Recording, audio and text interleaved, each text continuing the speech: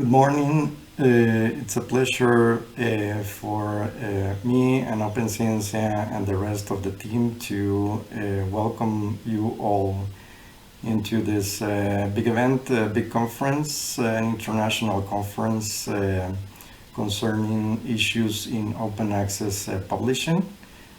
I would like to welcome first our team.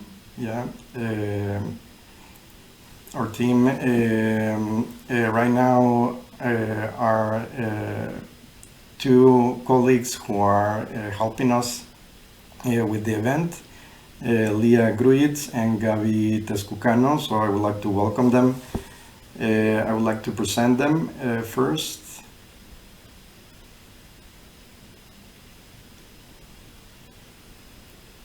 Leah is not available, but I would like to present Gaby Tezcucano.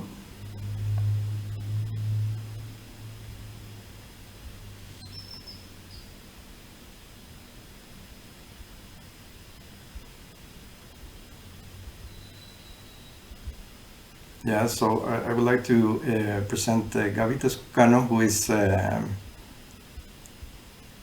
currently join us from Puebla, Mexico.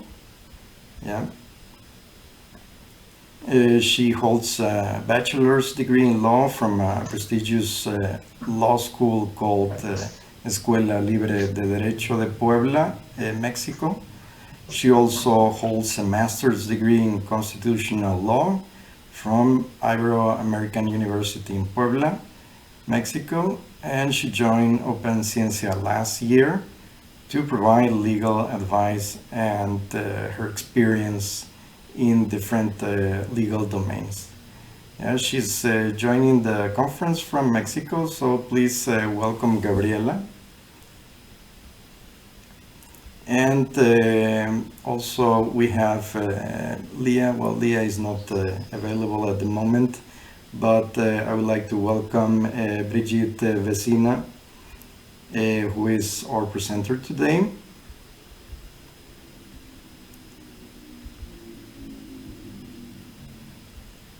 So good morning, Brigitte, how are you?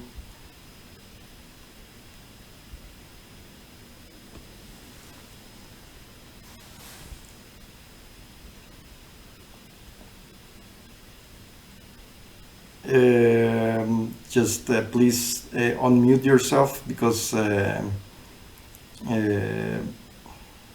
me.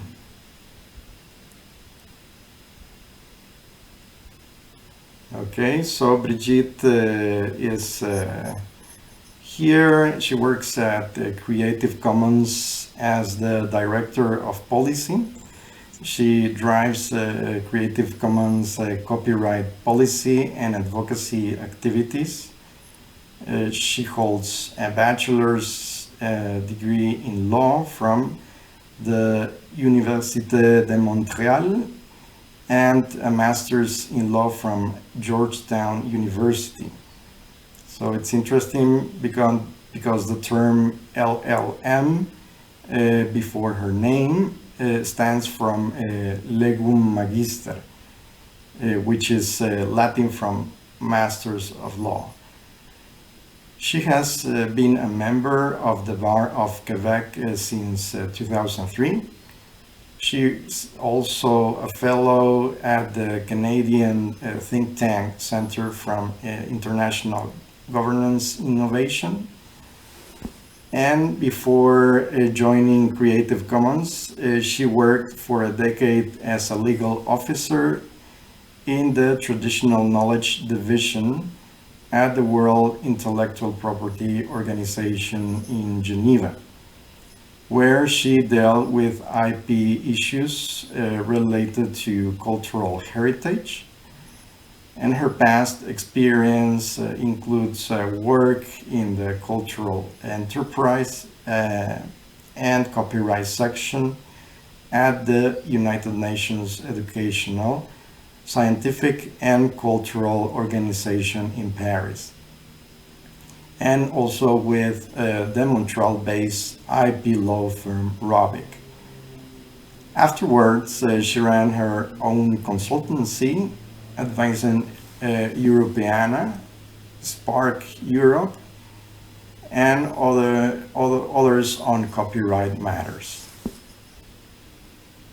She is also passionate about all things spanning culture, arts, handicraft, traditions, fashion, and of course, copyright law and policy. She gets a kick out of tackling the fuzzy legal and policy issues that stands in the way of access, use, reuse, and remix of culture, information, and knowledge. She is a global trotter as well as I am. She grew up living in 8 different countries across North America, Africa, and Europe. However, Montreal is where she proudly comes from. She is currently located in The Hague, Netherlands, and she is today with us giving this conference, presenting this topic about sharing academical publication under no derivatives licenses is misguided. Please welcome Brigitte.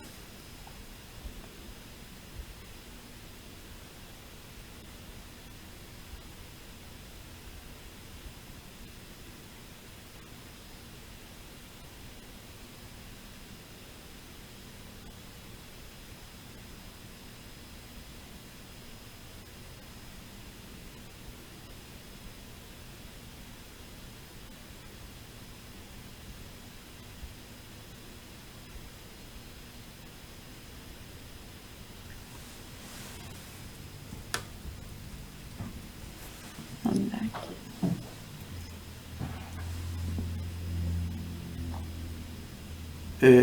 Can I ask, please, the other panelists to mute yourselves?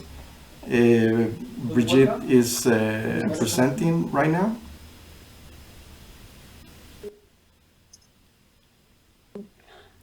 Hi everyone. I'm sorry. I'm having technical issues. I hope that you can hear me well. There's a bit of a delay. But Humberto, can you confirm that you can hear me clearly? Yes, I can hear you perfectly. So you can start. All right, your so presentation. the problem is on my end. Okay.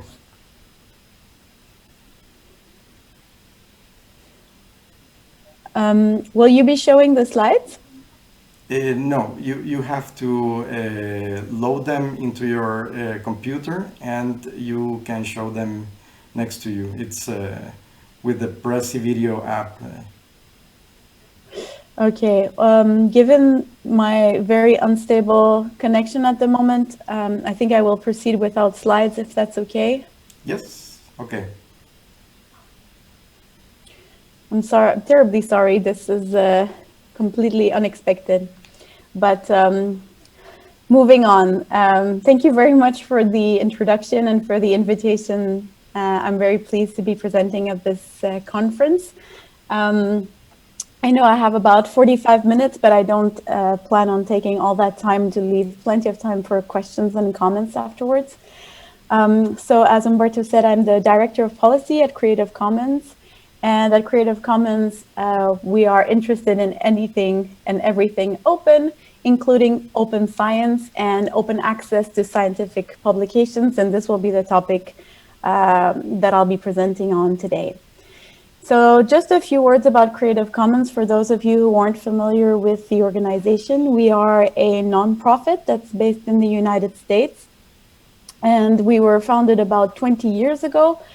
And our main activity is the creation and the offering of open licenses and tools. And I'll go into a bit more detail if some of you are interested in the different licenses. But to summarize, there are in total 6 licenses that go from the most free to those allowing more restrictions. but all of them are based on copyright law and allow for creators to release their works in a much more open and free access way than what copyright law allows. So our mission is to empower individuals and communities around the world by equipping them with the technical, legal, and policy solutions to enable sharing of knowledge and culture in the public interest. Now, as concerns open science, since this is the topic of today's presentation, we are, of course, strong supporters of open access and open science.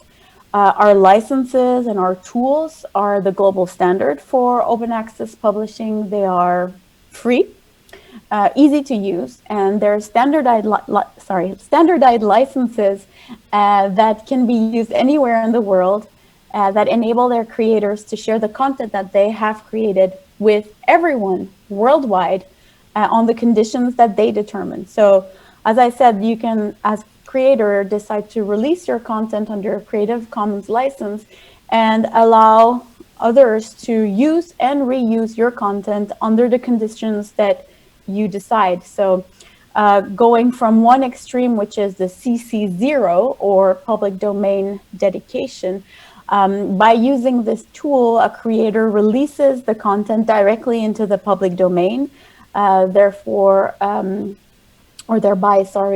allowing users to freely and completely restriction-free use the content. And other licenses include some conditions going from the by condition, which refers to attribution, to ND, referring to no derivatives or no adaptations, and NC, preventing any commercial use. We work in the field of open access and open science to enable immediate access that's free of charge and without any restrictions to publications that are resulting from scientific research.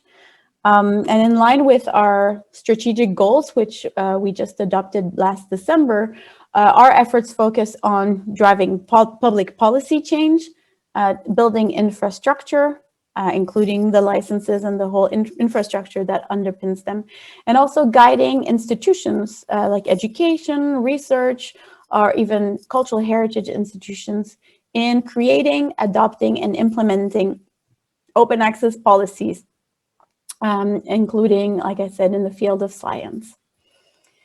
So a few words on open access. I don't think I need to convince anyone on the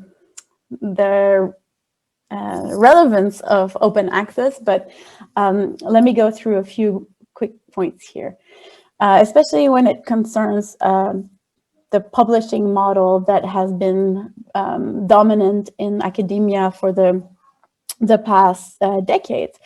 We recently, or at least since the internet and new technologies have come, we realized that this model is no longer suitable. It's not suitable to the way that scientific research is funded, how it's conducted, and how it's disseminated. The strict copyright restrictions and the fact that all journals and publications are behind paywalls or licensing agreements raise legal, technical, and financial barriers around knowledge. And this perpetuates unbalanced power relationships among the researchers, their research institutions, the publishers, the libraries, and also the general public. Like I said, this is no longer justified with the new technologies and the digital environment. It's not in line with the way that academic knowledge is produced, shared, and built upon, especially at the pace at which new methods and approaches are being developed. And so we think that open access publishing is the way to go to favor access, collaboration, and fairness. A few benefits about open access. Well, first, for the researchers themselves, it allows them broad visibility. They can more broadly be read, and their research can be more broadly disseminated. They can have a broader impact just by the greater reach that their research might get. and it allows them to share ideas more freely across the internet without any barriers raised by copyright. It's also a better return on investment for the funders, where, especially when the research is publicly funded, we believe that the public should have free access to the research that's been publicly funded. It also allows greater access to knowledge, not only to other researchers in the field, but in other fields, and to the general public who might be interested in these issues.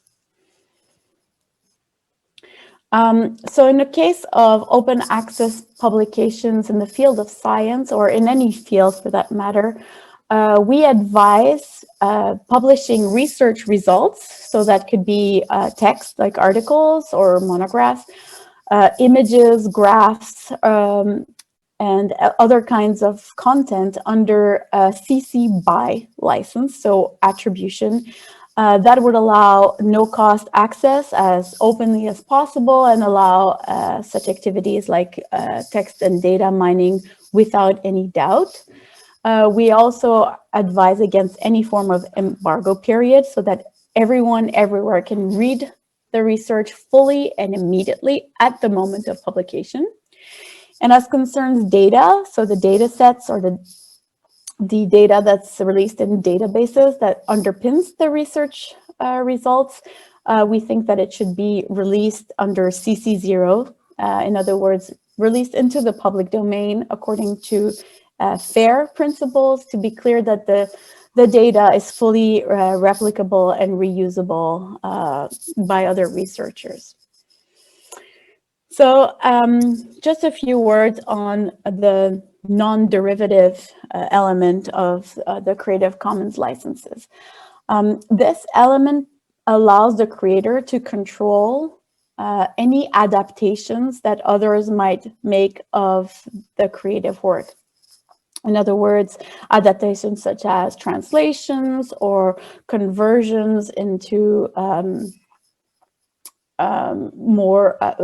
conversions into formats that might be suitable for various audiences. And the topic often comes in the context of scientific and academic research of academic integrity. And what we understand by that is, for example, plagiarism or other conducts that wouldn't be considered ethical in the research sphere. And what we've come across is that many authors that would like to prevent plagiarism or prevent any attacks on their academic integrity prefer to use more restrictive licenses in order to have more control over who might adapt and create derivatives of the research that's been published.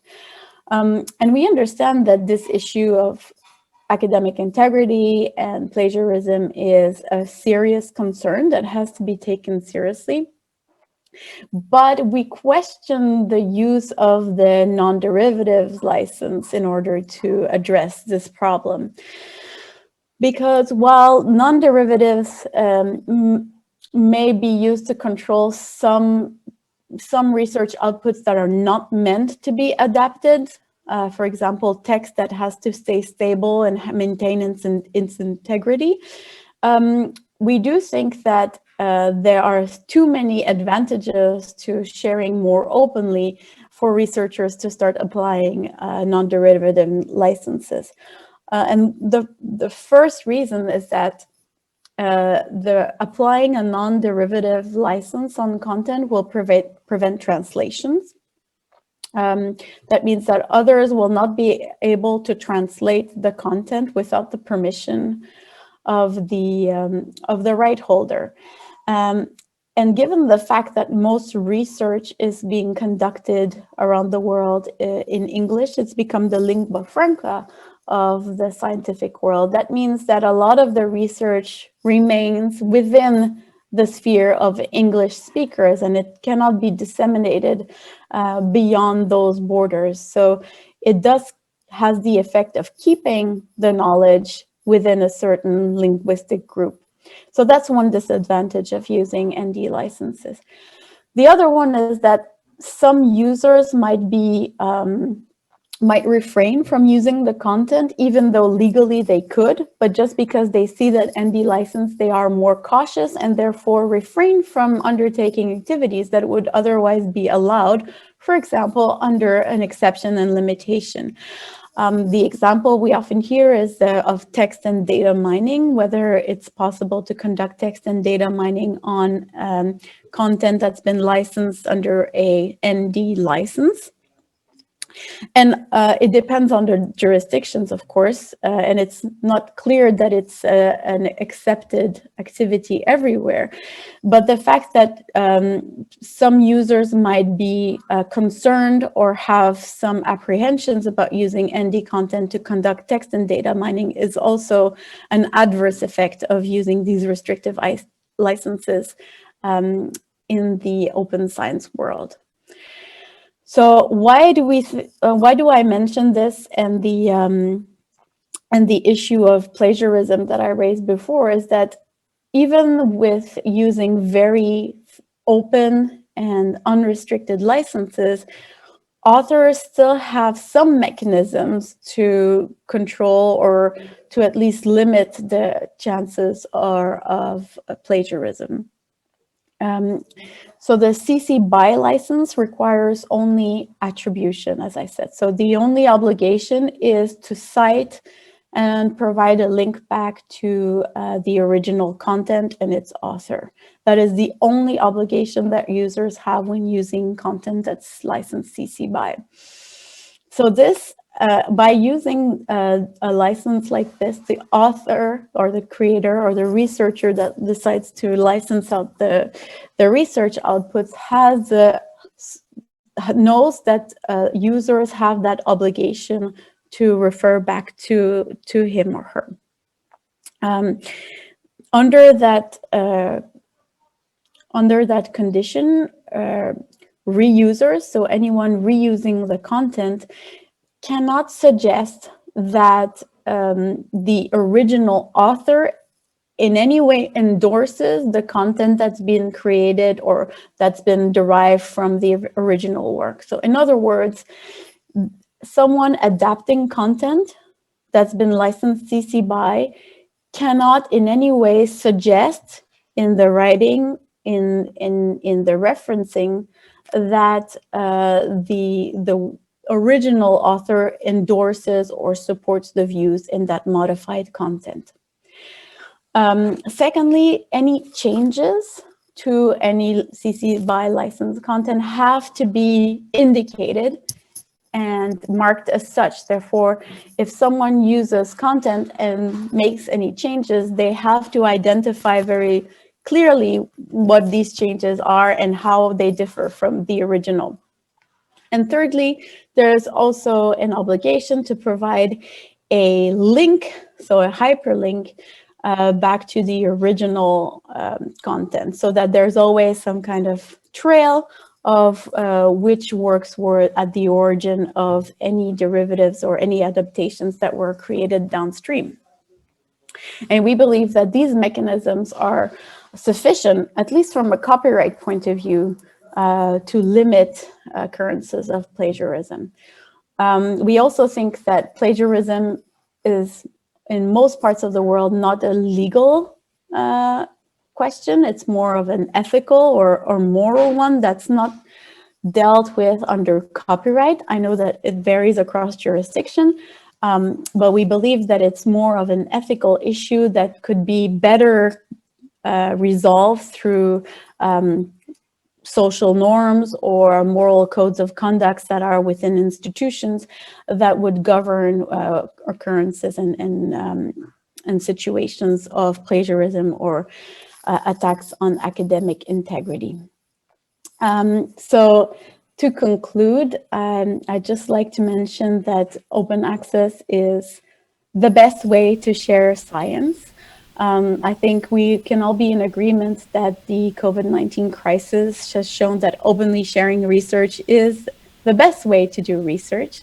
How could anyone justify an embargo period on COVID-19 related research articles or impose non-derivative condition, thereby preventing the translation and other valuable adaptations of important scientific discoveries when we're all in this together fighting this global pandemic?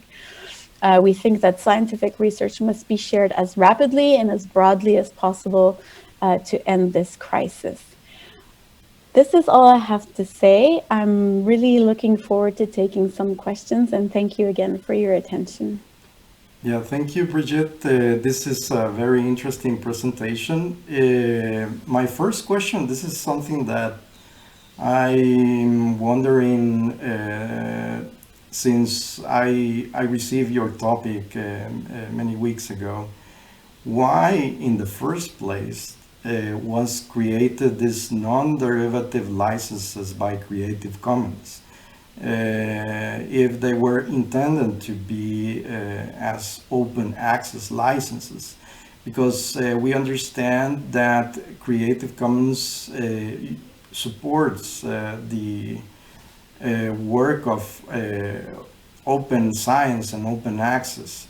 So this is my first question that came to my mind, because if there are certain restrictions, I know that all these licenses are, let's say, more open or less open, but they're still open. Why, in the first place, they were created by Creative Commons?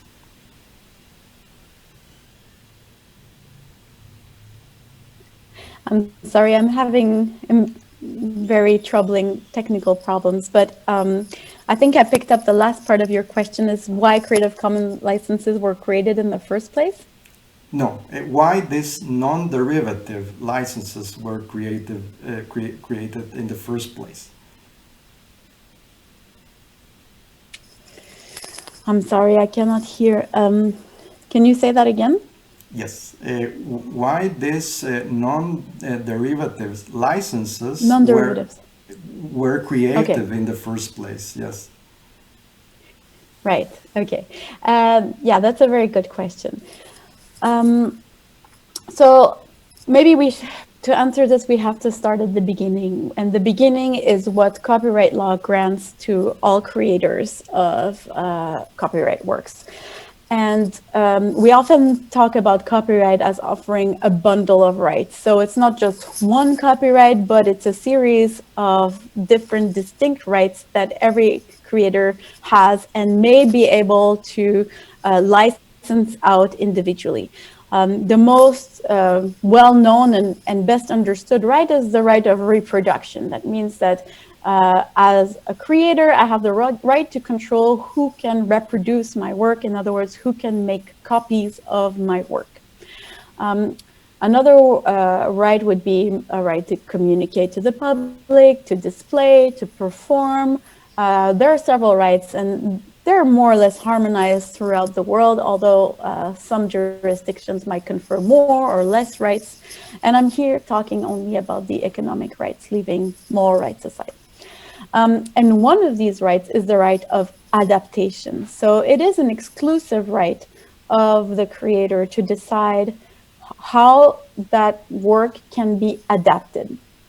In the US, it's known as derivative works, so works that are derived from the original work. In international copyright law, we refer to the right of adaptation, which means that a play, for example, can be adapted into a movie. A song could be adapted into a music video. A novel could be adapted into a theater play.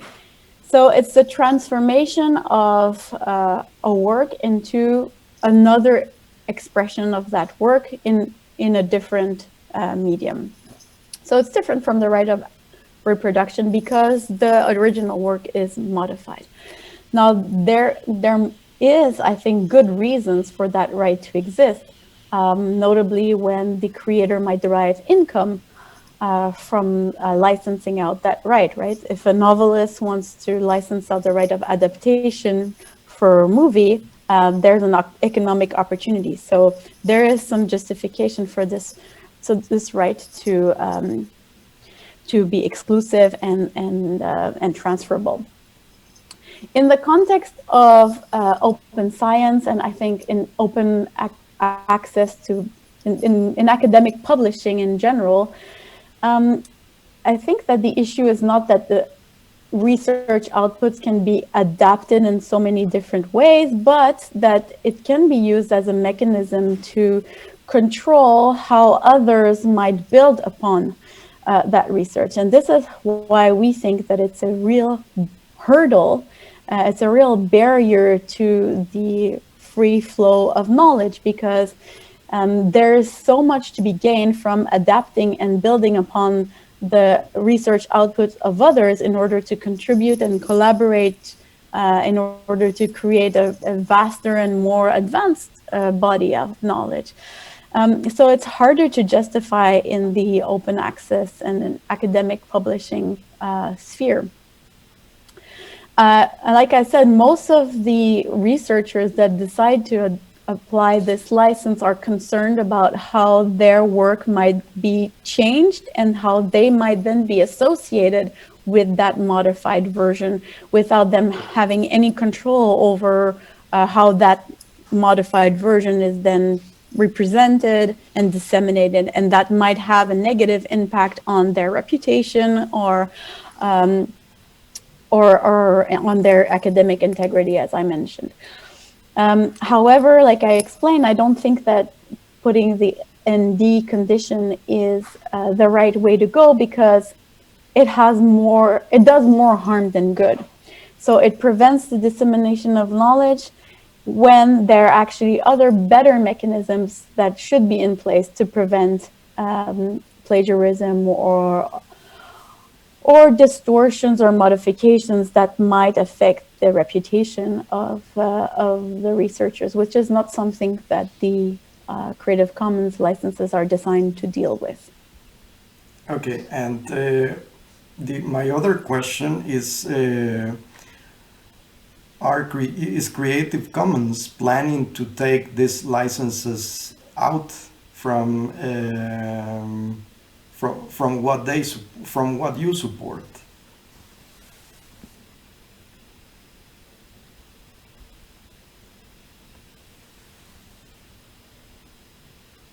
I'm so sorry, I cannot hear the questions. Maybe you can type them in the chat and I can answer them. Okay. Yeah. Well, my question is, again, is Creative Commons planning to take these licenses, these non-derivative licenses out?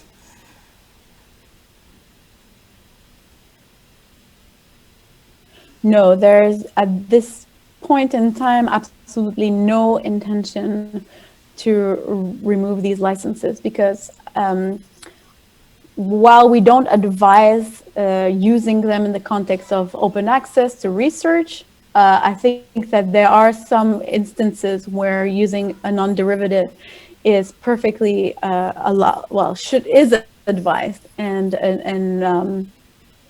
I don't think that we want to prevent creators from having that option if they so choose, outside of open access publishing, which is where we think that it's not advisable.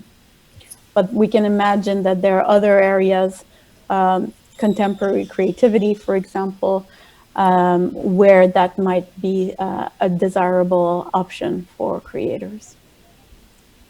Okay, so let's go into the questions that people are having right now.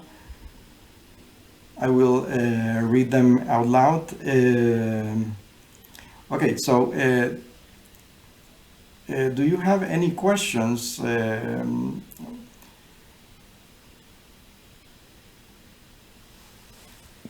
Just let's give them a few minutes in order to type. Please type all the questions that you have, yeah, in order to ask Brigitte these important questions related to the presentation.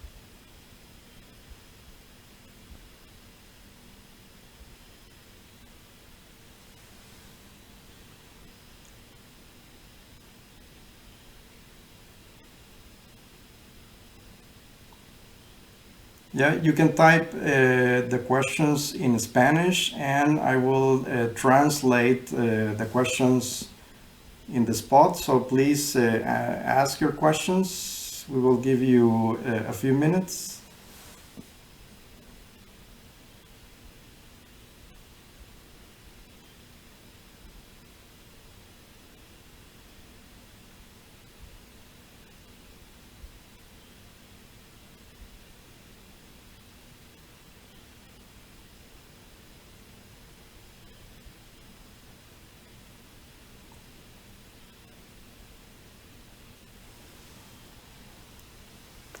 So, well, I have another question, Brigitte.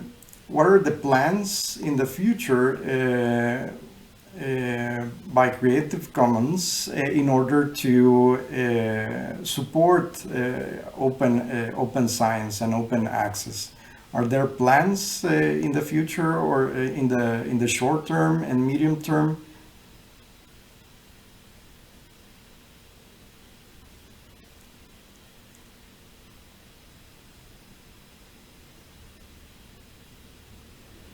I'm so sorry. I did not hear the question. I just heard if there are plans for Creative Commons. Yes, and that's where it stopped. Okay, to support open access and open science. Are there plans in the short term that Creative Commons has?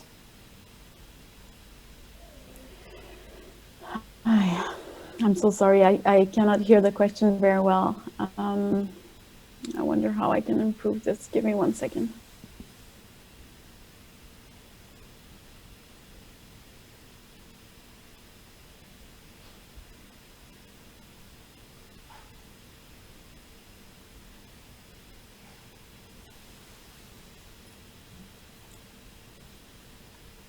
Yeah, once again, what are the plans of Creative Commons to support open access and open science? What are the plans you have? I'm so sorry, I cannot hear it. Maybe you can write it in the chat. Okay, okay.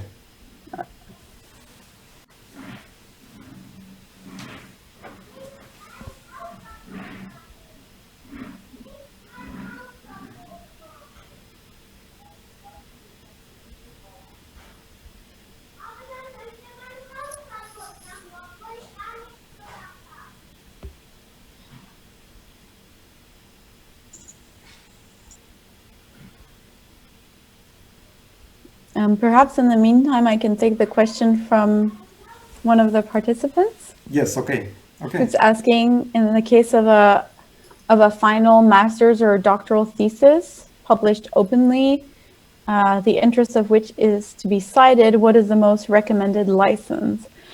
I think this is a very good question. And again, I think we need to take a step back because it's often up to the individual researcher to decide which license they want to apply. However, there are many other considerations that might come into play. So, for example, there might be some kind of framework agreement within the research institution that's governing who owns the intellectual property in the materials that are produced by students and staff. So first we have to look at that. Who is the owner of the copyright in the thesis? I think generally in the case of a master's or a doctoral thesis, it will remain with the student.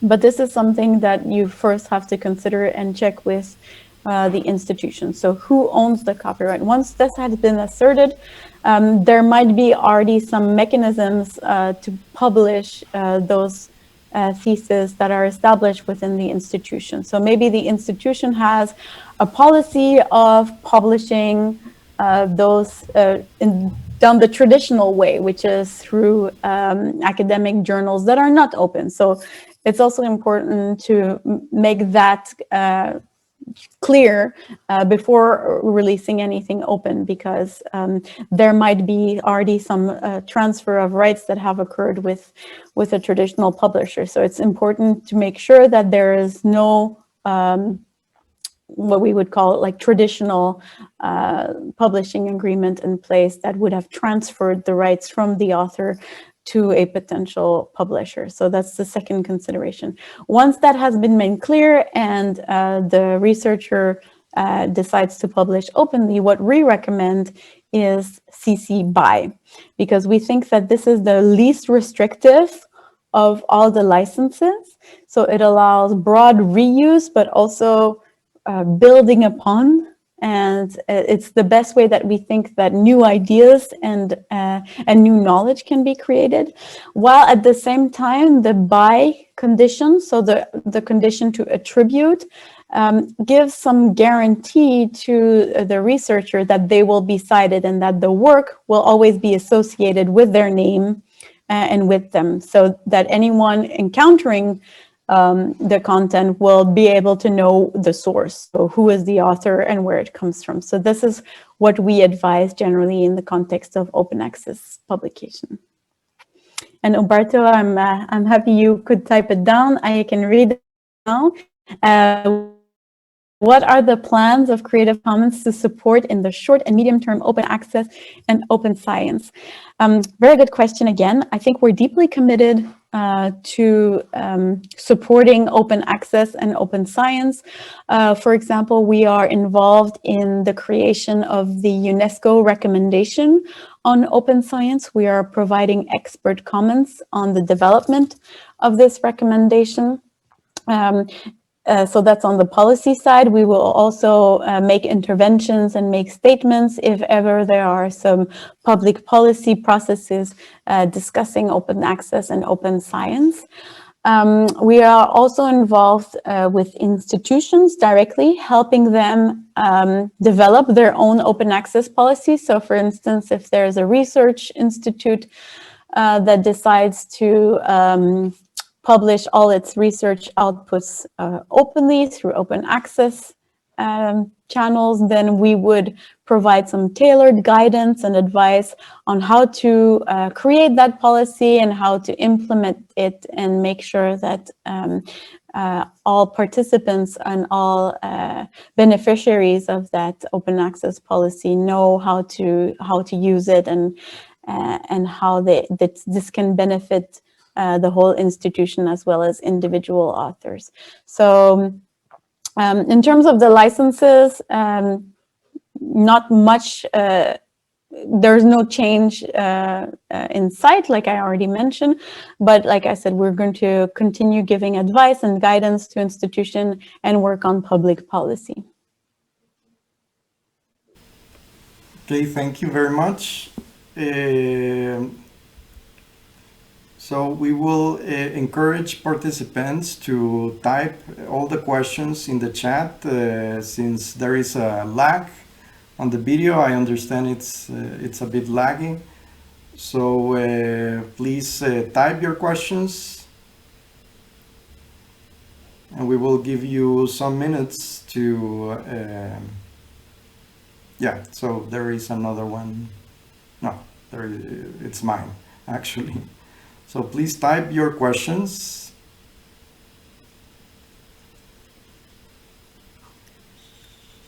Or you can raise your hands and you can and we can allow you to speak.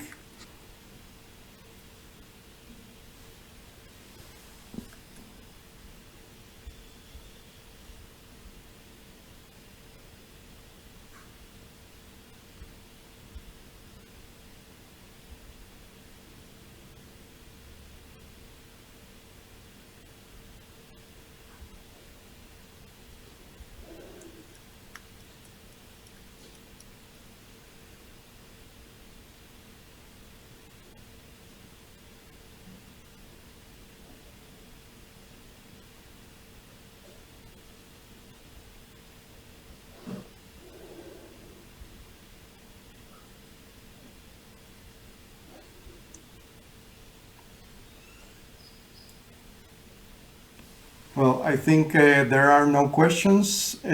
So thank you, Brigitte, for your time and your willingness to participate in this event. Um, Please continue doing a great job in Creative Commons, all the things that you do. And good luck with the rest of the projects in the short and medium term. And thank you very much for being today. Thank you very much for Just having me, Umberto. yeah, one question. Oh, okay. There is one question in Spanish. Can you type, please, the question?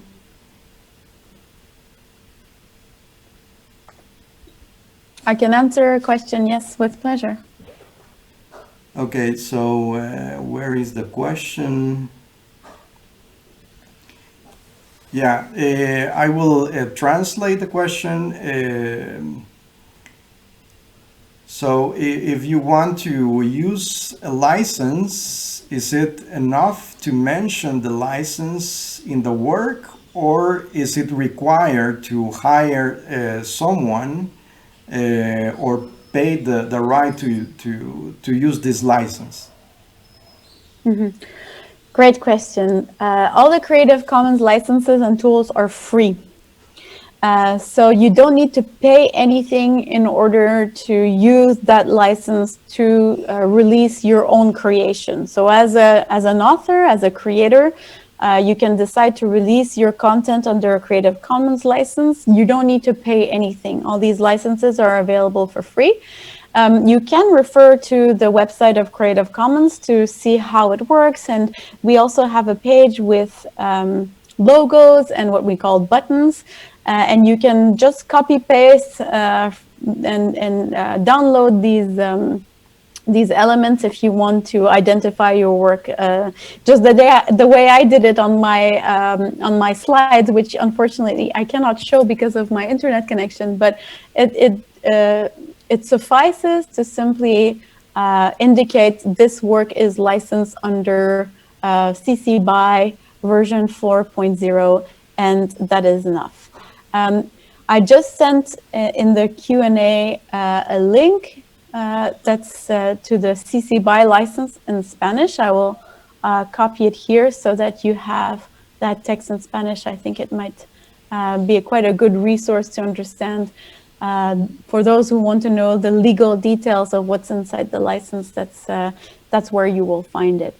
But I hope that that answers your question. Thank you, Brigitte.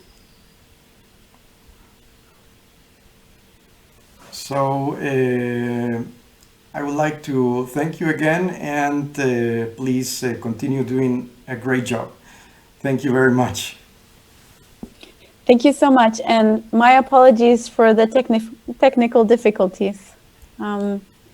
I really deeply apologize, and thank you so much for having me, and good luck with the rest of your conference. Thank you, thank you. It's a pleasure to have you in this event. Thank you. Thank you. Bye-bye. Bye-bye. So we are going to continue. We will have a short break right now.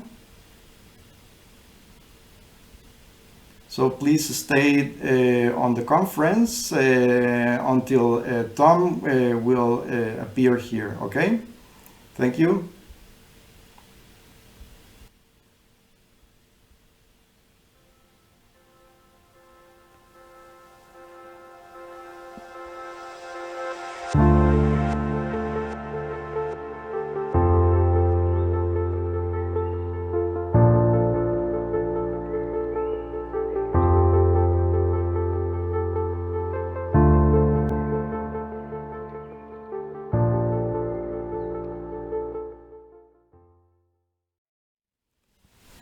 So thank you for being here again.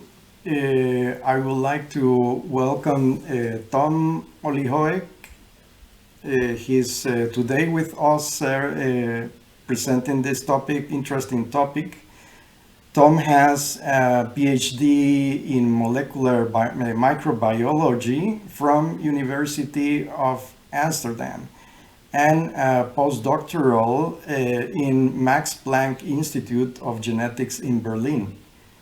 He spent several years in Africa doing research on malaria, sleeping sickness, and meningococcal epidemics.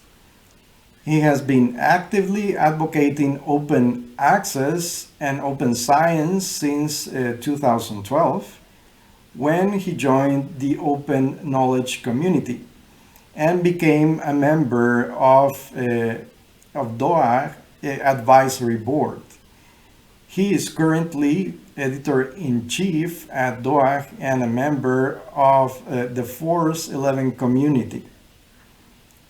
His current research interests are development of quality systems for the assessment of scholarly journals and articles, and research in the area of soil microbiology in relation to soil health and human health.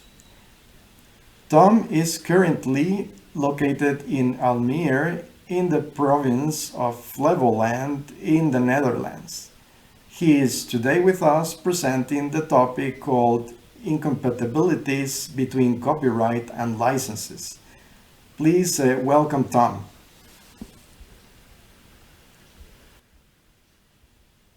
Thank you. Can you hear me? Yes, we can hear you perfectly. Could you please... Okay, so I thank you for the invitation. I think I have to stop my video here and start the Brigitte video. That's correct, yes. So let me do that. Okay, thank you. So you can see it? Not yet. This is okay. No, we just see okay, I have to click video conference. That's correct, and select Zoom. Yes, we can see you. Yes, now it's connected. Yes. Yes? Yes. Okay, thank you again for inviting me. I hope the sound is okay. Yes, it's I am perfect. not very much accustomed to the Prezi environment. So normally I have a PowerPoint, but Umberto has arranged for a very nice Prezi. So I will try to go through it without too many errors from my side. So let me just start. I want to talk about the copyright and licensing incompatibilities. And as you know, copyright and licensing is so very difficult a topic in the area of publishing, and especially in the area of open access publishing. So what do we have? I want to start giving you an introduction. You know, I work for DOAG, Directory of Open Access Servers and Journals. And this is one of the indexing services for journals. You have Scopus, you have Web of Science, you have others as well, local lists. And all those indexing services give something like the quality of a journal. And the DOAJ is also an indexing service, but it's only listing open access journals, which is different from all the others. I'm sorry, Tom. Could you move yourself to the right, because we cannot see you? No, to the other To the side. left. Yes, to the left. Thank you. Okay. Shall I just move myself out of the picture so you have the complete picture of the presentation? Yes, thank you. Thank you. I think. Like this. No, we want to see you as well. So can you turn on yourself, your video? Okay, yes, that's thank fine. you. Good. So the global indexing services, DOAJ, is open access only, like I said. And also importantly, we have no ranking. And you know that the Web of Science and Scopus, they always have ranking. They always say this is the best journal to publish in for a certain discipline. But we don't make that distinction in our directory, because of principle. We think that ranking will promote the competition and not the sharing and collaboration. So the indexing services are mainly subscription and ranking. So how is DOAJ different from those journal indexing services? We have no ranking, we have an inclusive index that will say that we have lots of journals from all the areas in the world, and we strive to get many, many more. We are open access only. We are multilingual, and that is to say we don't require any English in a journal. So perhaps with the exception of the keywords, but you can have everything in a local language in any journal. We actively promote the open access journal landscape in all the continents, I can say, with our ambassador program. And we have very robust criteria which have been checked and checked again, and which are normally easy to understand. The inclusiveness you can see if you compare the DOAJ with Scopus and Web of Science. You can see that there are 8,000 journals in the DOAJ, not in Scopus or Web of Science, but also 2,300 Web of Science Scopus, any one of those, and not in the DOAJ. I have to say that many of those 2,000 journals are journals that have been rejected from the DOAJ as an open access journal, and also journals that don't publish anymore or that have other problems. I don't say that there are no journals that we would like to have in the DOAJ, but there are only some. It's not 2,000.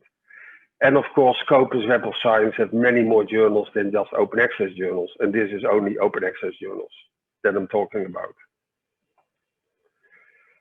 What is the DOAJ's usage? Well, it's increasing all the time. It is not 10 million a month, it's 1 million a month. There is just a dot disappearing. It's 1 million to 1.2 million per month usage.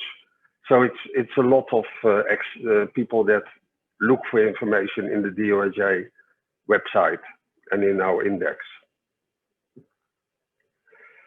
In Latin America, we have 2 ambassadors because there are many journals from Latin America in the DOAJ.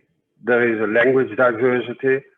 The ambassadors participate in lots of conferences and also advise to certain governments like the Mexican government. We have partnerships with Shello, Redalic, and we also are invited by governments to talk about open access.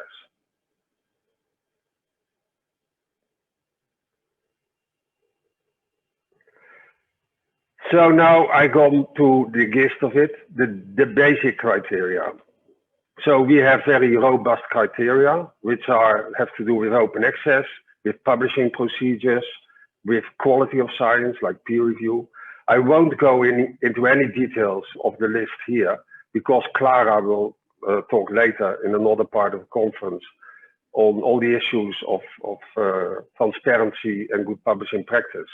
I will focus on the key criteria, which are open access, what is it? And copyright and licensing, how do we interpret that? So the definition of open access for DOAJ. The most important thing is that DOAJ says open access is not just free access. It's not just something that is in the internet and that you can access. There has to be a copyright holder that is really clear who it is, either the publisher or the author or the authors or the institute of the author. And there is also a license for users so that users know what they are allowed to do with published work. And those are 2 key elements of open access for DOAJ. Sometimes people say open access, free access, it's the same. For us, it's not the same, so we won't allow journals that are just free access in the directory.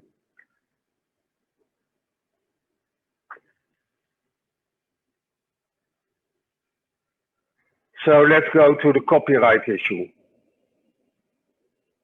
Copyright terms. What do we mean? We say in the website of a journal, you need to have a statement on the copyright. Who has the copyright? Is there a copyright transfer? Is the copyright with the author or authors, like I said? There must be no contradiction with licensing, and you should not have all rights reserved, which you see often. So a failure that you see is all rights reserved. And all rights reserved is only applicable if you mean the website, the design. But you cannot have all rights reserved in your web page as if everything is all rights reserved, because obviously that's not open access. And one other point that I want to mention is that sometimes we see that publisher says we share the copyright with the author. That is not possible. So that it's not legally possible to share the copyright between the publisher and the author. So we don't accept journals that do that. They want to have control, but that is not the way to do it. So that is already one thing that is wrong. So what do we recommend? Well, obviously we recommend that the authors retain the copyright, full copyright, everything, and not just the non-commercial rights, for example. And we also accept if the copyright is transferred, but it's for us, the recommendation says keep the copyright. If it's transferred, it's okay. We mention it in the directory. It's just less good practice. The publisher may just say, okay, you can retain the copyright, but there must be exclusive publishing rights, or there must be transfer of commercial rights. In those cases, we think the author no longer holds the copyright, the full copyright, without restrictions. And we will say copyright is not retained by the author. And this is the reason why. So this is also, again, understandable, because the publisher thinks we want to have those rights. But in the open access situation, when you leave the copyright with the author, it's not possible. You have to work through licenses. So what is copyright and licensing basics? Well, the basic is that copyright for the author means that the author gives out the licenses for usage. So if the copyright is for the publisher, then the publisher gives the licenses for usage. And it means that in the case that the author has the copyright, then all the non-authors can use a license, are bound by a license. And if the publisher has the copyright, then the author is also bound by the license, the user license, because then the author is a user. So the term user and reader and copyright holder is very important to know what it means. So licensing applies to the readers and users and not to the copyright holder. If the copyright is retained by the author with no restrictions, then the license will pertain to the readers and the publishers, because the copyright holder can always do everything he wants or she wants with a work that they publish. If the copyright is transferred to the publisher, then the license will apply to the readers and to the author, like I explained, because the copyright holder is the one that gives the license for the usage. If the author retains the copyright, but the commercial rights are transferred, this is a situation that is possible, but then we say the author doesn't keep the full copyright. And in this situation, the readers and the author are bound by the license because the commercial rights have been given away. So the author has to also act in a non-commercial way. If the author retains the copyright, but exclusive publishing rights are granted. It's the same as giving commercial rights to the publisher.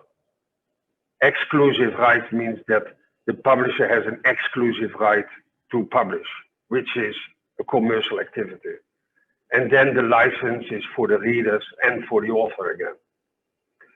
So this is quite a difficult thing, but the key element is that a license always applies to the user and not to the copyright holder. Let's talk about this ownership, the copyright holder. In this situation, if you see copyright is for the author and there is exclusive publishing right for the publisher, that will say commercial rights are transferred to the publisher. We say copyright is not fully retained. So the holder of the copyright, in principle, the publisher can say the author holds the copyright, but it's not true for the full copyright. Sometimes you see the author is allowed to use work in the classroom, or he is allowed to publish on personal website or university repositories. So they say the copyright is for the author, but the author is allowed to use the work in the classroom only, which is of course not possible because the author can do everything. Let me show some real world examples. The publisher says, for example, the author cannot publish the article in another journal after the first publication in the original journal. Obviously, this is not good in the open access situation, because then this can be published even if it's non-commercially or commercially, but even non-commercially by anyone. So the publisher can never have the full rights for always to have this work in his possession in a sense. This is not the idea of open access, and that's why this is not acceptable. The example two is that you have a CC BY NC license, the non-commercial license, and the author is allowed only non-commercial use. Then also the publisher thinks that the author is bound by the rules of the license, which is not true, because the copyright holder can do anything. So in this situation, again, we will not accept this situation that the journal claims non-commercial use for the author.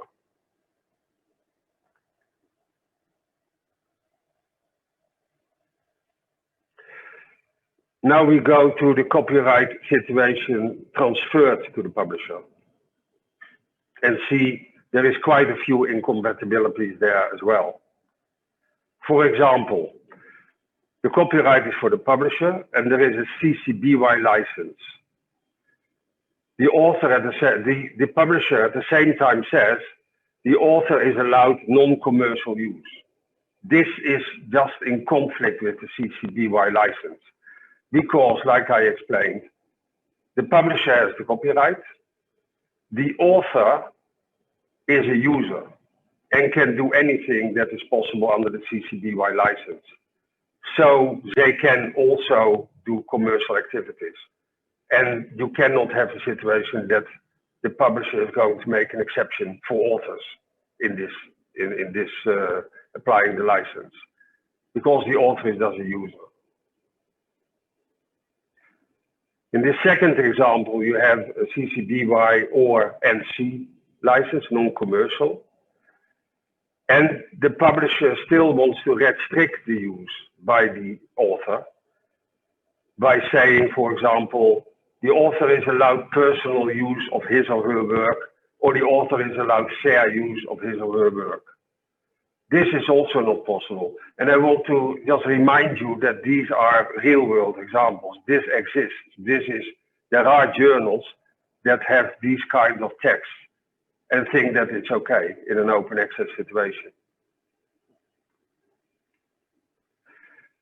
You can also say CC BY, so a license, or a non-commercial license or another license applied. And the publisher says no use of the published work is possible without the permission of the publisher or the copyright holder. It's not possible, because open access, there is not a reason to ask for permission to do everything. Of course, non-commercial activities, there you have to ask, but it's not for everything. The author is the same. And this is an example from Russia, for example.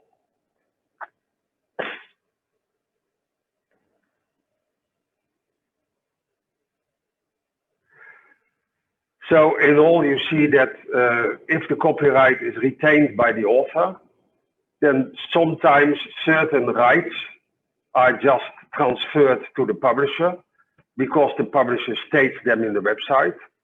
And sometimes they are really in conflict with the license conditions or the copyright conditions.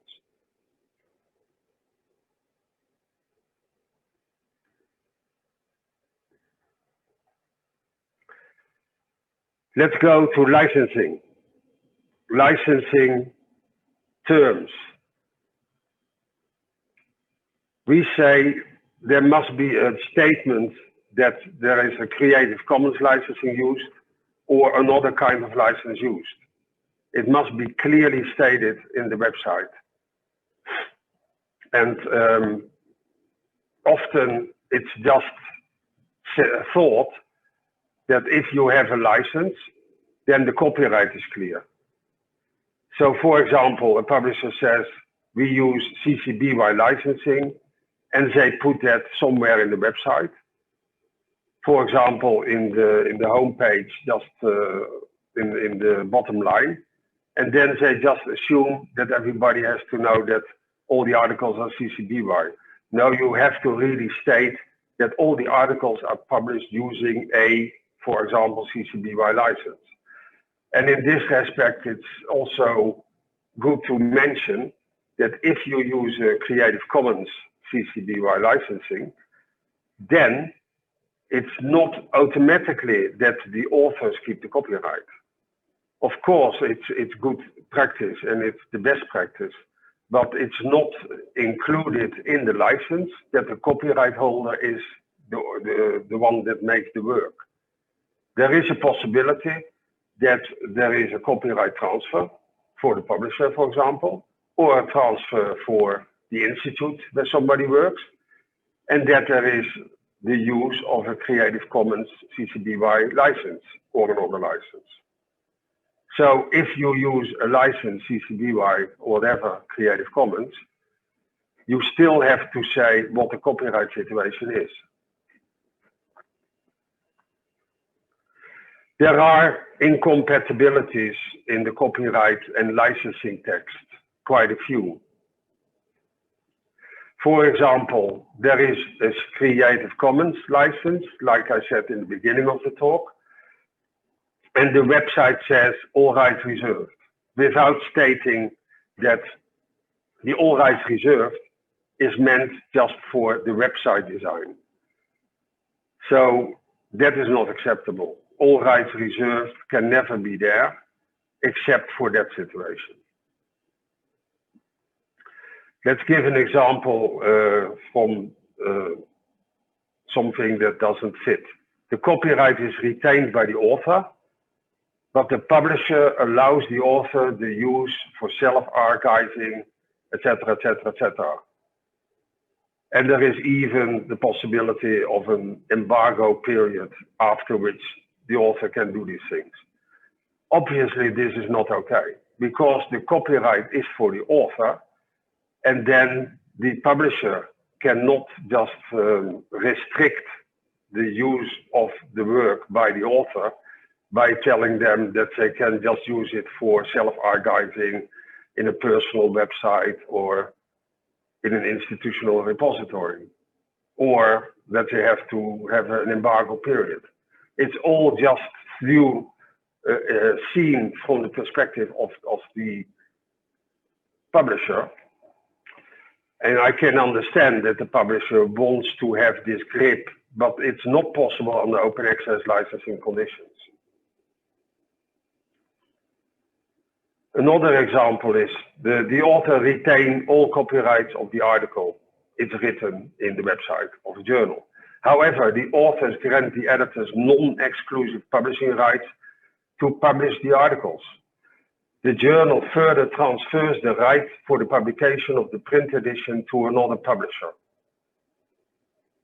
This is also not good, because if you have a publisher who publishes some articles by an author, and the author has the copyright, then the author grants the publisher the right to publish this article, of course. But the author is the copyright owner. So the only one who can give a license to do something with the article is the author. And if then the publisher says we are going to give those rights to other publishers to publish this article in print, for example, they cannot do that. They can only do that after asking the authors, who are the copyright owners. So they try, in this case, they try to get too much influence in what can happen. And it's not, it's just incompatible. Another example is the author accepts and declares that he assigns all exclusive rights for the processing, production, etc., including the rights on the internet to a journal. Well, if you give exclusive rights for processing, production, representation, publication, distribution, etc., it's not possible, because you have to have the possibility as a user to use these works. And if the right to use and to distribute, etc., is only with the publisher, that's just a single user situation. The publisher can do everything, and everybody else has to ask. It's not a possibility within the open access situation.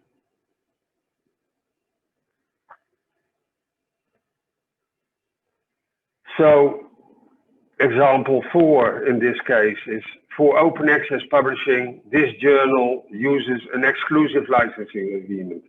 The authors will retain the copyright alongside the scholarly users' rights, and in this case, Elsevier will be granted publishing and distribution rights. Well, I said that if a publisher thinks that the author has the copyright, the full copyright, then there cannot be an exclusive license for a publisher. If they have, there must be a transfer of commercial rights. Or when the author agrees, then effectively they lose the copyright, the full copyright.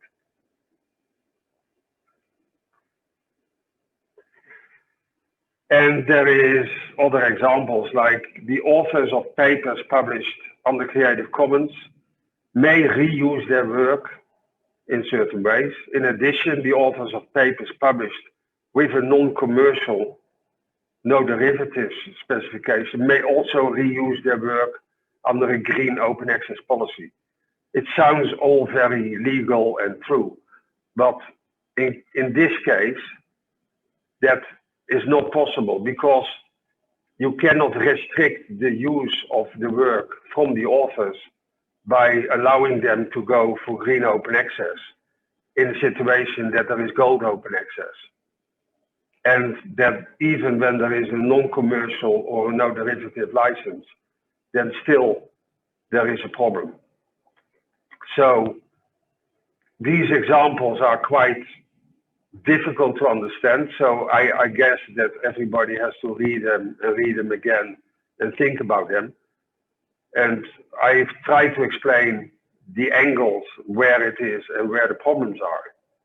So there are quite a few examples of copyright licensing conflicts.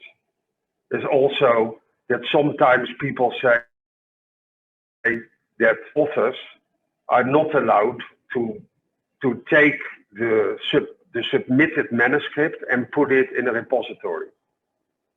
They are only allowed to share the accepted version of their articles. It's something that you frequently see. In this case, you have to say that the author manuscript is always the copyright of the author. It's always the property of the author. So the author can do anything he wants or she wants with that manuscript. It's not possible to restrict the use of the author manuscript in this sense. You can, if you see something like that, for example, that you are not allowed to have a preprint or whatever, it's not possible for open access. Subscription publishing is quite a different thing.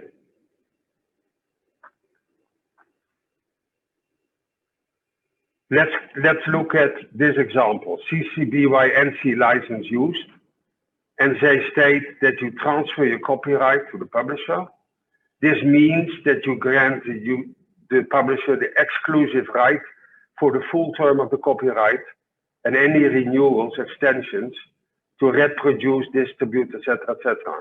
Again, it's a sentence taken from the subscription world, I think, but the transfer of the copyright doesn't mean that you have all the rights for usage of a work, and that the user, the author themselves, cannot do anything anymore without asking the publisher. It's not a possibility. Another final example is that the copyright of all published articles belongs to, well, this journal. The copyright transfer is effective once the author receives confirmation of the acceptance of the manuscript. So far, so good. The copyright covers the exclusive, unlimited rights to reproduce, distribute in any form of reproduction, printing, electronic media, any other form. It's not possible because open access means that you must be able to use digital articles and distribute them digitally, share them with other colleagues, etc., under certain rules which are given by the licenses, but not in this way.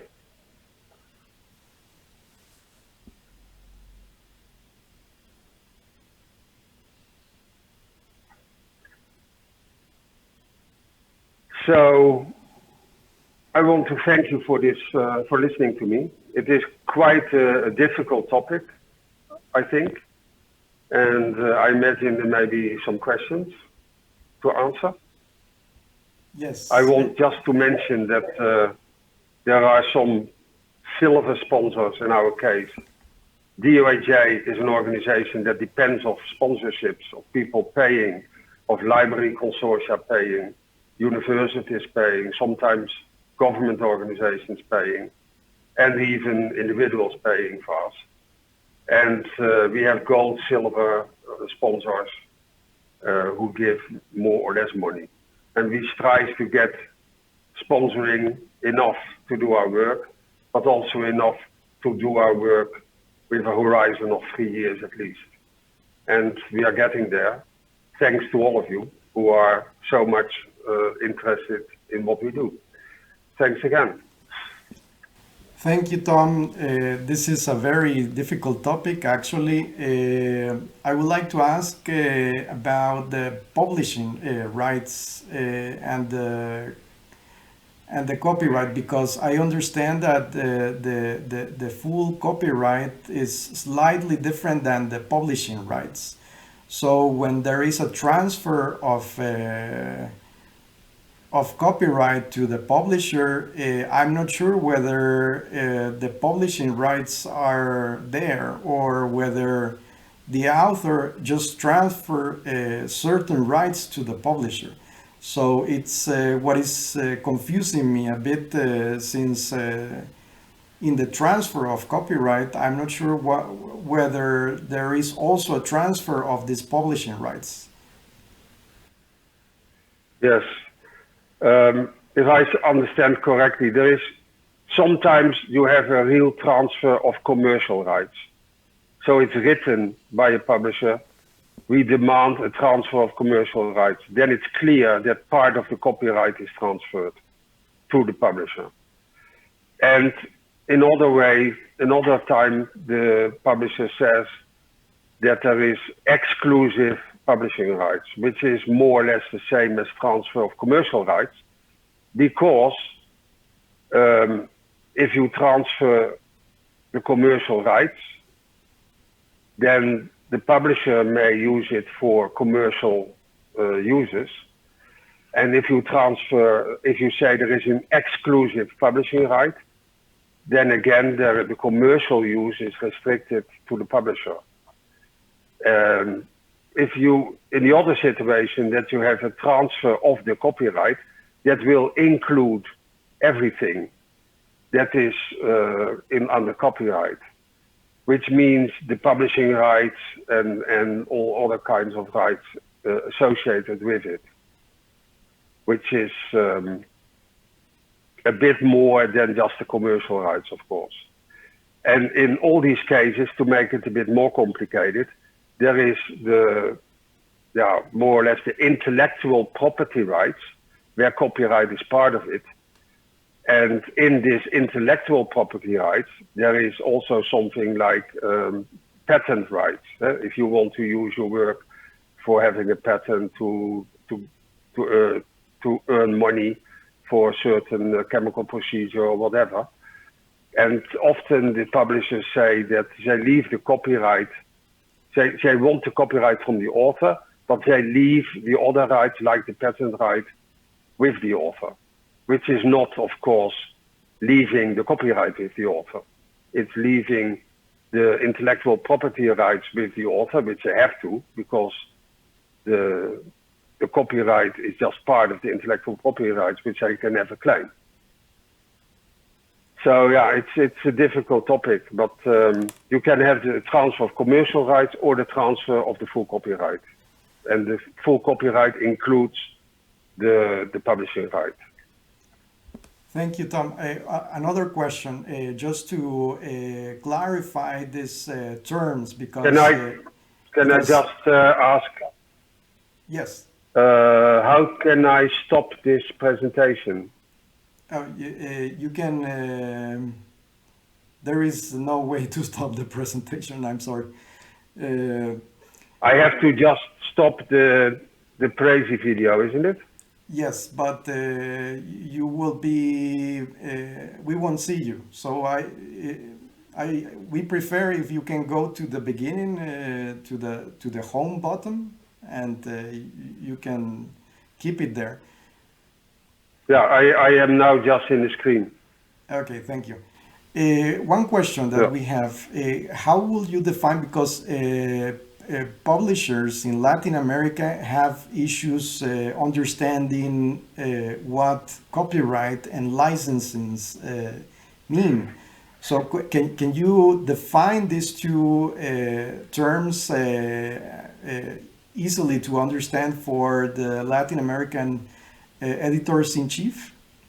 What is licensing and what is copyright?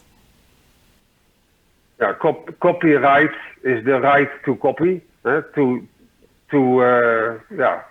say you have produced a work, and if you had a book published, for example, then you can give the right to copy that book to a publisher, and it's the right to publish, in a sense.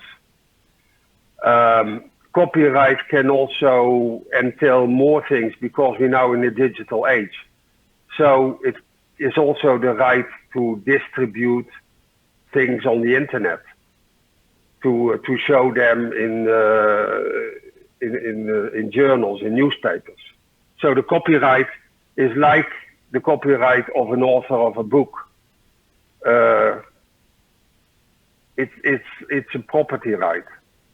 And it's one of the intellectual property rights. The whole intellectual property rights includes copyright, patent rights, and then many more other described rights, which are legally very difficult to describe. But it's a broader topic then. So most useful is to know that the intellectual property rights include patents, for example, which are excluded from the for the copyright. And the copyright is important if you want to publish work, because you want to be able to give another person the right to copy, the right to publish. And that is the only thing that publishers can ask from you as an author, the right to publish your work. And that means a non-exclusive right, because you must be able to give others the right to publish in an open access situation. So that is, the copyright is a right that gives you the possibility to determine the user rights, to determine what you can do with a work. And so the copyright owner, who is the author, let's say, can say, I want my work to be used without any changes. And then what happens is that you get the situation that an article is published, and the license that you can apply is CC BY ND, no derivatives. And it's the copyright owner, in that case, the author, who determines that that license has to be used.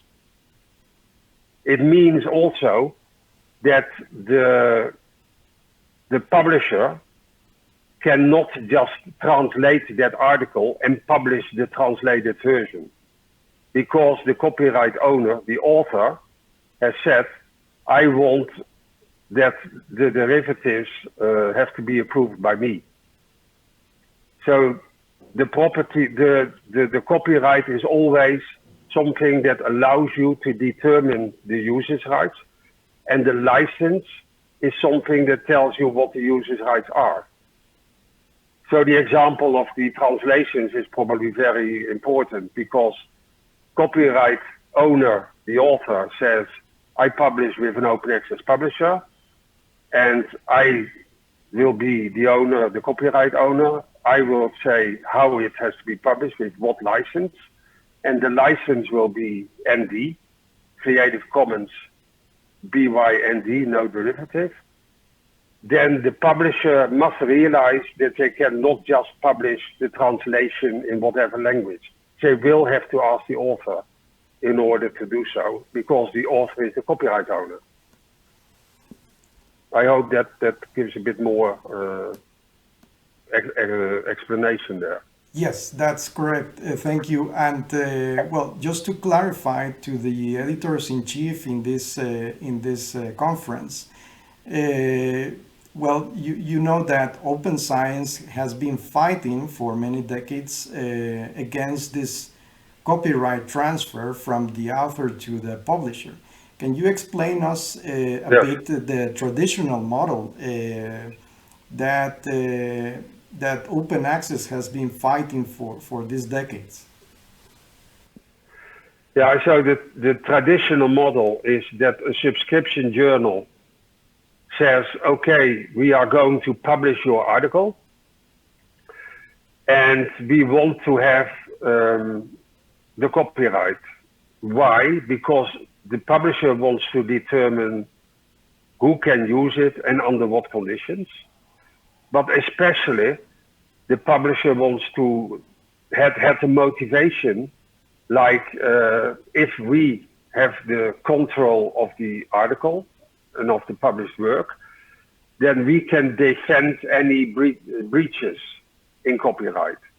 So if, example, there is something published in a journal by a publisher, and then another publisher is going to take that article and publish it in his or her journal. Then the publisher says, we have better possibilities to safeguard this copyright of the article for the author. We know that the author has made that article and is the producer of the article, but if we are the copyright holder, if you transfer copyright to us, then we can legally represent the author much better than when the author has to defend himself in court against these copyright breaches. And that has always been the major reasoning for subscription journals or for publishing companies to ask for this copyright. And of course, the other reason is that when they have the copyright of an article, then they can do anything they want with that article. They can sell the article to another publisher. They can translate the article and sell that to another publisher. They can have all the benefits of what you can do with an article. And the authors have always been not very well aware of this situation. They always thought, well, yeah, if we publish, then our work has to be protected because it's something that is my property, and property needs protection. Now, in the open access situation, you still have a property, a copyright, but you want to share your property. It's not a situation that you have something like a car and you want to use it only by yourself and nobody else may touch it, or a big house with 20 rooms and you are the only one who may live there. You want to share what you have. And in the sharing situation of open access, there you don't have to put so much emphasis on protecting your work. The protection that you have in open access is the fact that everything is accessible for all people that want to access. So you put something in open access, you publish in open access, then everybody who reads that sees that you are the author of that article. And there are many, many more people who will read your work in that way in open access than when you publish your work in a subscription journal where only subscribers can read. And then they want to protect the contents of that journal against other journals. In the open access situation, you don't want to protect the content, you want to share the content under the conditions that everybody sees that you are the author and you have produced the work. So that is the background of subscription versus open access. Yes, that's correct, Tom. And also we must emphasize that if we want science to progress, we must get rid of these restrictions, because other scientists, when we have open licenses that are compatible with the copyright retained by the author, the other researchers can replicate and extend fully or partially the studies and can make some new creations and reuse of the intellectual property. So it's very important to emphasize that it's really truly good for science if we don't have this kind of restrictions, neither these incompatibilities. Do you want to add something else?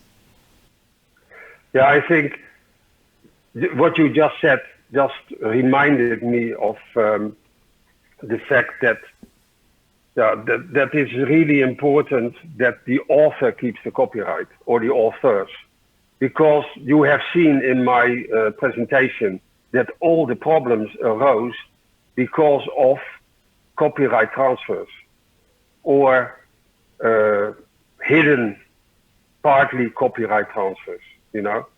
So you want to have a full copyright retained by the author, and then you have the least of the problems in the open access situations. Always when you have a copyright for the author, but the publisher says you can only do this or that, or you have the copyright for the publisher, you run into problems where the licensing copyright incompatibilities that they have shown. And the least of the problems you will always find if the authors keep the copyright fully. And it's a perfect situation because the publisher can just publish the work because there is a license to publish, and they can earn whatever money they want with that publishing business. but the author keeps control of everything that can be done with the work, and see to it, like Umberto says, that everybody can access your work and can contribute to your work, can extend on it, can tell you what is wrong with it, or can help you in improving your work much better than when everything is behind paywalls and it's difficult to find out what happens. Yes. Thank you, Tom. We will continue with the questions from the audience. Just please wait a bit until we can read the questions. Do you have any questions? Please write them down on the chat, and we will translate the questions to Tom, and he will answer the questions right away. Okay, so we have one question, well, there's just some comments, but we have one question concerning the rights that are applied to the work.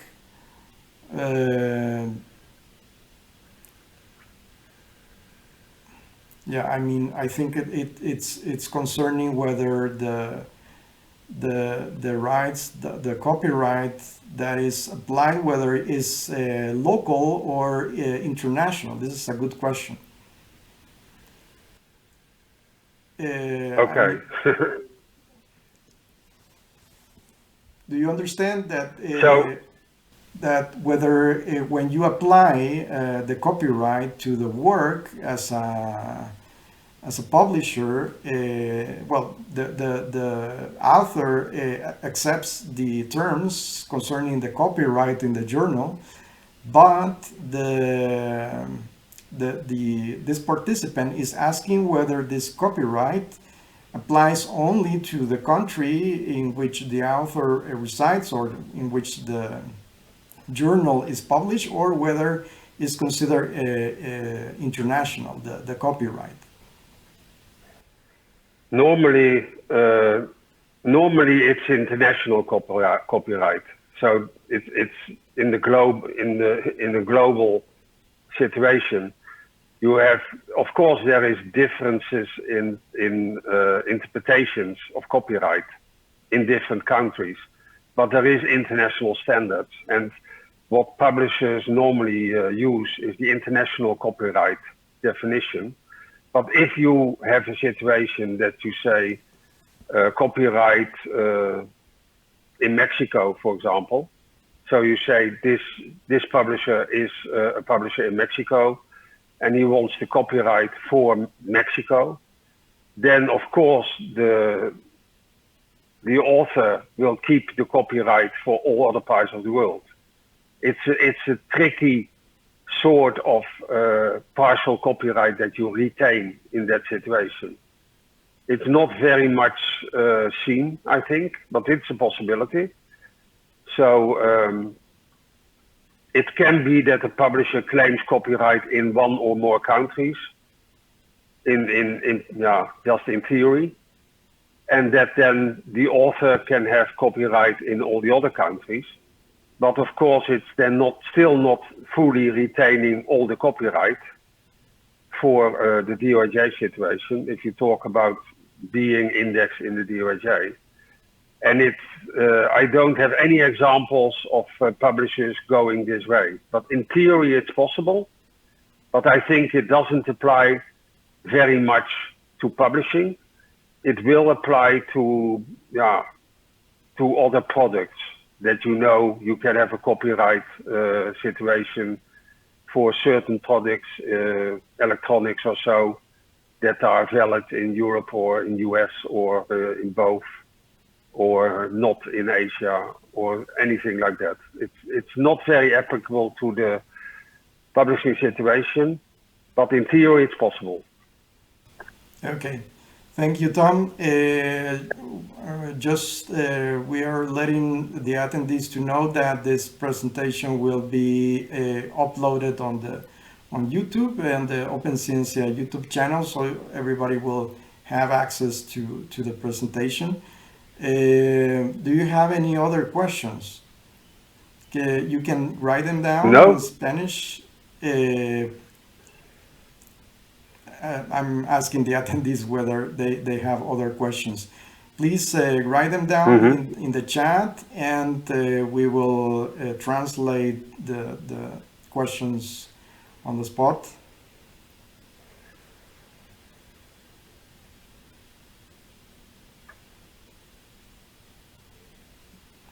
So there are no other questions. Thank you, Tom, for your time. I really appreciate you that you have presented this difficult topic. It's very, very useful, especially for editors-in-chief who are very aware, well, who are not so aware actually of these issues. So we hope that with this presentation they will disseminate this knowledge and training that you have provided us, and the excellent blog that you have written at the DOAG website concerning these explanations is really useful to know this incompatibilities and understand how.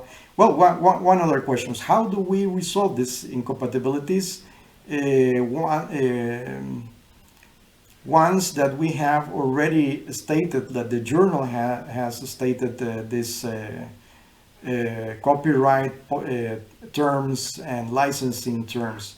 Is there like an approach to resolve these incompatibilities, to adopt a new copyright policy in the journal? Is it possible?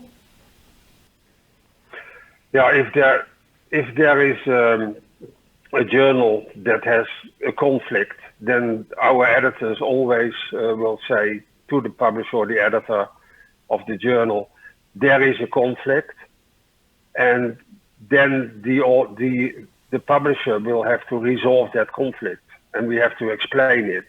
If they don't resolve the conflict, then we just give them the time to understand it, and we may have to remove the journal or reject the journal for a longer time.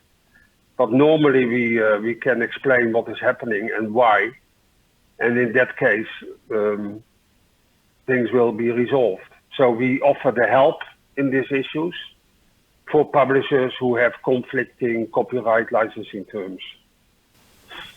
Yeah, thank you, Tom. I think that's a very useful presentation and good practical ways to resolve this. If you have more questions, you can contact the DOAG team. You know that they will provide this kind of assistance. And thank you again for being here. We will continue with the next presentation. We will just give a few minutes until Rachel from Crossref gets ready for her presentation. Thank you, Tom, again, and have a good day. Yes, thank you. Bye-bye. Take care. Bye.